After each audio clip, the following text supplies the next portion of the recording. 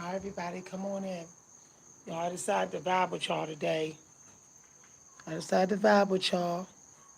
Mother Nature having fun with my hair today. I went to the salon, but Mother Nature, the wind played in my hair. Y'all, look, I'm gonna just tell y'all something that's so true, okay? Um,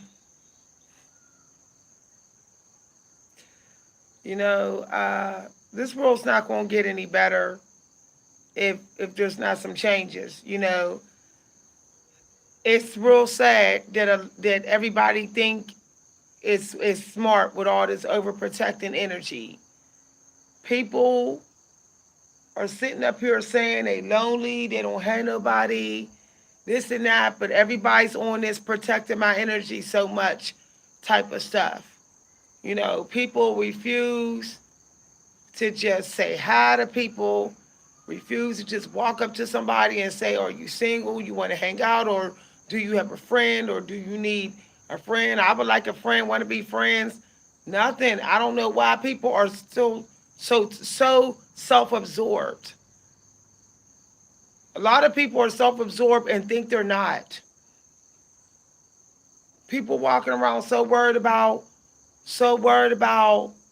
what somebody gonna say about them, with somebody looking at them, if anybody is talking about them or thinking about them. That's self-absorbed.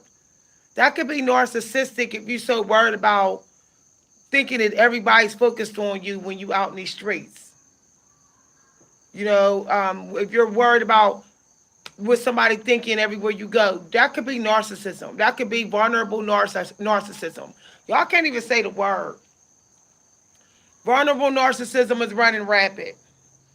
Okay, we used to have a lot of covert and grandiose. Now it's vulnerable. People looking at everything as trauma. Every little thing that happened to them. Everybody's making it a big deal. They got to get online. They got to roast somebody about it. They got to complain about it. It's like people just will not go out and just live their life. Will not just have a good time. I'm so sick of it, like worldwide paranoia, and I'm so vulnerable. I'm so vulnerable. It's so dangerous. All this, it got to stop. It's so sad, y'all. It's so sad what I'm seeing. And I'm going to tell y'all, a lot of people of color is not going to live long lives anymore. We're not going to live long because we the main ones sitting in the crib. We the main ones sitting in the crib. We the main ones sitting on our porch, not going nowhere, going from work to crib, work to crib, work to crib, and not getting vitamin D. That's why so many people of color look faded. Don't got no glow. People of color are not looking young like they used to. Everyone's aging fast because people of color won't go outside. Every time I go to these parks, I see white people. I see white people with their kids. They're on their bikes. They're on the walking trails. I don't really see too many people of color at the parks. So where we at? Y'all, where we at? We sitting in the crib. We sitting on the porch. That's where we at. Hi, everybody. Nice to see you, Nora. It's to a point where it's like, I'm so tired of how antisocial this world has gotten, and everybody's normalizing this. Like, everybody's normalizing that everybody else is toxic but me. Everybody's saying everybody else is toxic but them. And everyone's normalizing it like, oh, you don't need no friends. You don't need no family. You don't need to talk about out here. That's why the human race is going to go extinct faster now. Because everybody's acting like they don't need nobody. Lying. Forcing themselves in some sort of state of being that's unnatural for human beings to be in. And then wondering why they're depressed. Wondering why. And then, if I say something, then a human being will say, but it's toxic. How you know it's toxic everywhere you go? You might be the one that's toxic. Every time I say that, every time I say, go out there, meet people, stop pointing fingers at everybody, stop generalizing the world as toxic, somebody say, Yeah, but it's toxic, it's low vibe. I'm like, but you're probably low vibe. Saying that it's low vibe. Saying generalizing the world as toxic, you're low vibration. You're part of the problem. I'm talking to people that quick to say, I'm sensitive, I'm an empath, I gotta protect my energy. It's toxic out here. You're part of the problem.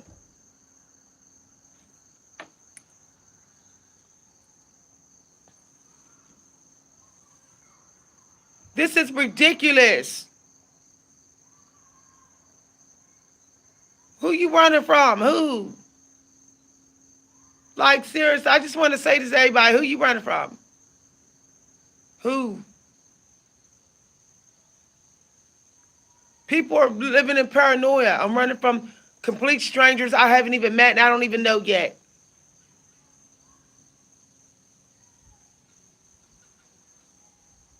How are you so protected in your crib? You know you ain't really getting no sun.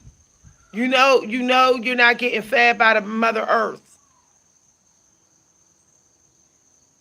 People acting like they already in their grave, living like they in the graveyard. You know what the graveyard people do? They wander around the same graveyard. That's what they do. And they just get older and older, faster and faster, drier and drier, and miserable and cranky and missing life,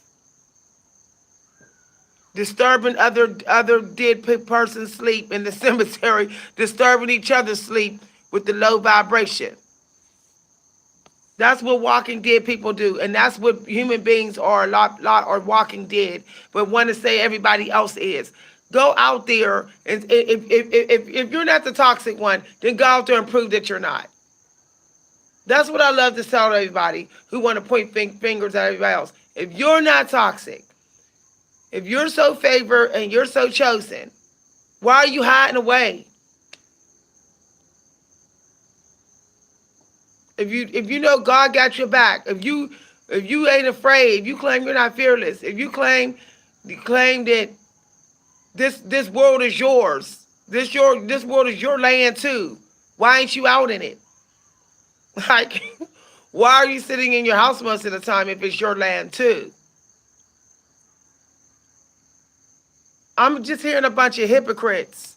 Every time I see the parks empty and don't nobody go dancing at the nightclubs no more, I say a lot of people are hypocrites. They sitting up there saying, well, the nightclubs is dangerous. No, your family's more dangerous. They know everything about you. They know where you come and go. They know where you live. Some of them know your social security number. If you want to be afraid of somebody, be afraid of your family members. If you want to live in fear, because those people just, you was born and they was just there. You didn't even have to get to know those people. Those people was already up in your business without your permission the day you was born.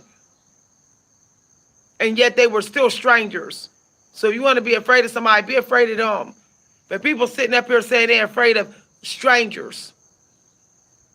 Some of the biggest strangers are the ones smiling in your face who you talking on the phone with, who you invited over, who done been around your kids. Them are some of the most biggest strangers you got.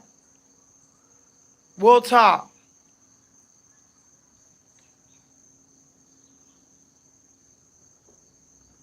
Life is not going to get better sitting in the house and just grinding and making money. It doesn't get better just making money.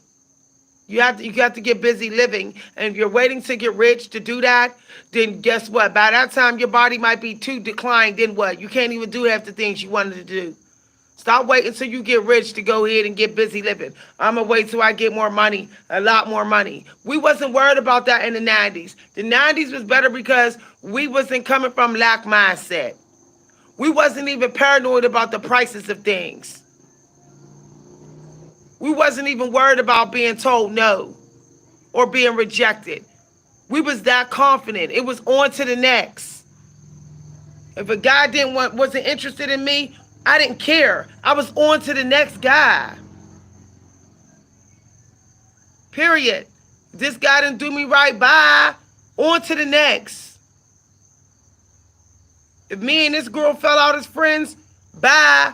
On to the next, make it a new friend. Why can't the generation today get that mindset? Why? On to the next, on to the next, on to the next. Just keep on moving. Why run it and hide and say, I'm not going on to the next, I give up, I'm scared. This is a generation of cowards, and it's sickening. Sickening. And a lot of people are joining in. People over 30, you should be ashamed of yourself. Being a coward. You're supposed to be teaching these young people what it means to be free. Some of y'all are not setting the example. All y'all care about is sitting at home and hiding your flaws and getting fat and eating your stashed away snacks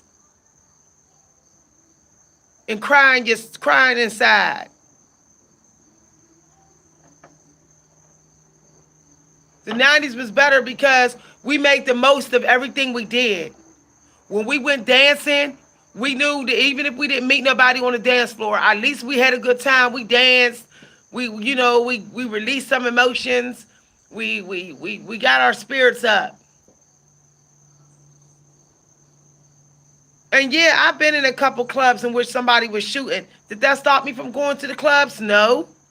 It did not stop me from going to the clubs, y'all.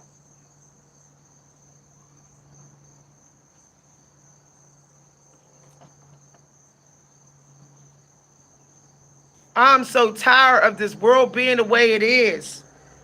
Everybody just like paranoid. Get over it. In the 90s, we just wasn't paranoid. Y'all, I had the breakthrough of my life today. Literally. All because, let me tell y'all how I had the breakthrough of my life today. Because I decided I was not going to no longer live in this time period. I'm through. I'm through.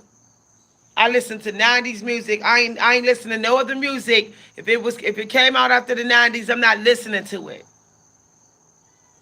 It's low key. A lot of the music is low key, low vibrational.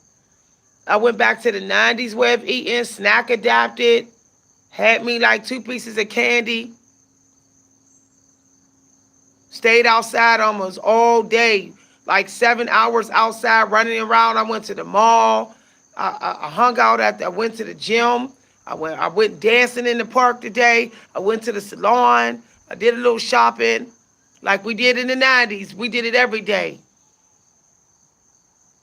I moved my classes up to later in the day. Hold on, y'all. I'll be right back, y'all. I'll be right back. We have people out here, y'all, so I got to make sure I'm not illegally parked. Y'all, damn. Y'all, I'm going to go ahead and go. I put mosquito repellent